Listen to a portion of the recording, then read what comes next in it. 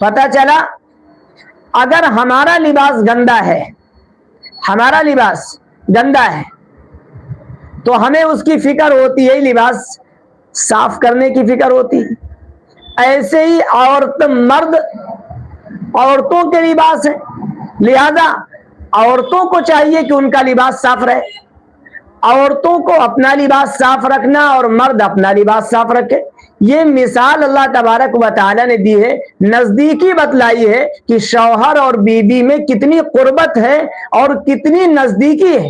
اللہ تعالیٰ نے فرمایا یہ عورتیں مردوں کا لباس ہیں اور مرد عورتوں کا لباس ہے، لہذا اگر مرد گندا ہے تو اس کے اثرات عورت پر پڑیں گے، عورت گندی ہے تو اس کے اثرات مرد پر پڑیں گے۔